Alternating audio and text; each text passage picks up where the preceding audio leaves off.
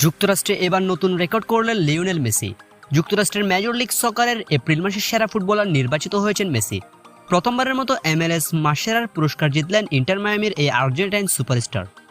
দর্শক, পুরো এপ্রিল মাস জুড়ে অপরাজিত ছিল মেসির দল ইন্টার মায়ামি, আর ইন্টার মায়ামির টানা জয়ের নায়ক মেসি। এ সময় 3 ম্যাচে জয়ের পাশাপাশি একটিতে ড্র করেছে দলটি। প্রতিপক্ষের জালে দিয়েছে 12টি গোল, যার 10টিতে অবদান রেখেছেন 8বার ব্যালন ডি অর জয়ী এই তারকা। নিজে 6 গোল করার পাশাপাশি সতীর্থদের দিয়ে করিয়েছেন আরও 4টি। সব মিলিয়ে চলতি মৌসুমে করেছেন 9টি গোল।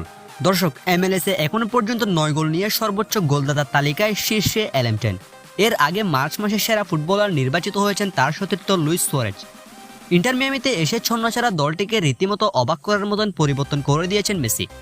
লিওনেল মেসি ইন্টার মিয়ামিতে যোগ দেওয়ার আগে পয়েন্ট টেবিলের সবার নিচে ছিল ইন্টার মিয়ামি। মেসি দলে যোগ দেওয়ার পর তার সুবাদে ক্লাব ইতিহাসের প্রথমবারের মতো লিগস কাপের শিরোপা জিতেছেন মিয়ামি। এবারও শিরোপা জিততে সবচেয়ে এগিয়ে পয়েন্ট টেবিলের 1 নম্বরে আছে মেসিরা।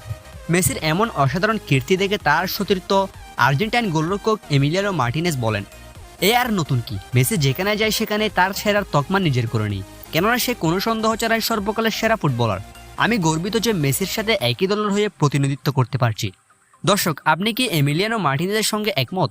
আপনার মতামত জানিয়ে দিন ভিডিওর কমেন্ট বক্সে। ফুটবলের সকল খবর সবার আগে পেতে আমাদের চ্যানেলটি এখনই সাবস্ক্রাইব করে রাখুন।